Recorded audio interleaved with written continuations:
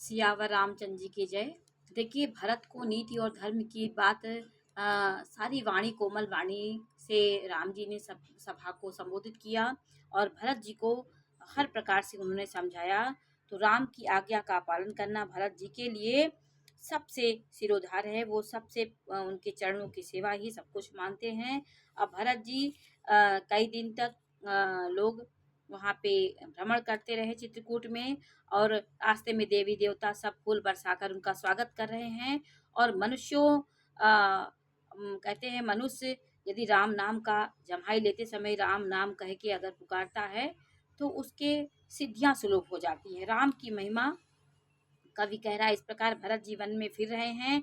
उनके नियम प्रेम को देखकर मुनि सकुचा जाते हैं। पवित्र जल के स्नान, नदी, पावड़ी, कुंड आदि पृथ्वी के पृथक पृथक भाग, पशु पक्षी, वृण तृण, घास, पर्वत, वन और बगीचे सभी विशेष रूप से सुंदर, विचित्र और पवित्र और दिव्य देखकर भरत जी पूछते हैं। उनका प्रश्न सुनकर ऋषिराज अत्रि जी प्रसन्न मन से उनके कारण, नाम, गुण और पूर्ण प्रभाव को कहते हैं। अब भरत जी अत्रि मुनि से उनके प्रभाव के बारे में पूछ रहे हैं।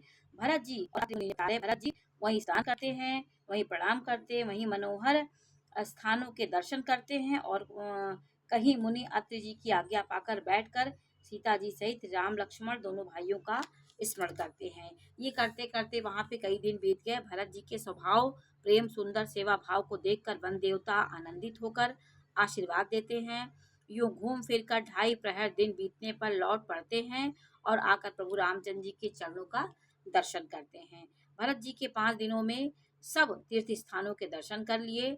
भगवान विष्णु और महादेव जी का यश कहते सुनते 5 दिन बीत जाते हैं और संध्या हो जाती है। अगले छठे दिन सवेरे स्नान करके भरत जी, ब्राह्मण, राजा जनक और सारा समाज आ जुटा।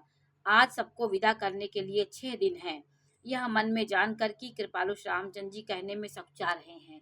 अब वहां पर चित्रकूट में 6 दिन व्यतीत हो गए। 6वें दिन उन लोग ने विदा के लिए उनसे कहा, लेकिन सब लोग सकुचा रहे। रामचंद्र जी ने गुरु वशिष्ठ जी, राजा जनक जी, भरत जी और सारी सभा की ओर देखा, फिर सकुचा कर दृष्टि फेर कर पृथ्वी की ओर ताकने लगे।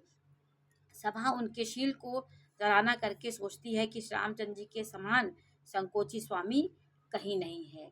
इस तरह वो संकोच में अगर सुजान भरत जी रामचंद्र जी का रुख देखकर प्रेम पूर्वक उठकर विशेष रूप से धीरज धरकर दंडवत करके हाथ जोड़कर कहने लगे, हे नाथ, आपने मेरी सभी रुचियां रखी हैं। मेरे लिए सब लोगों ने संताप सहा और आपने भी बहुत प्रकार से दुख पाया।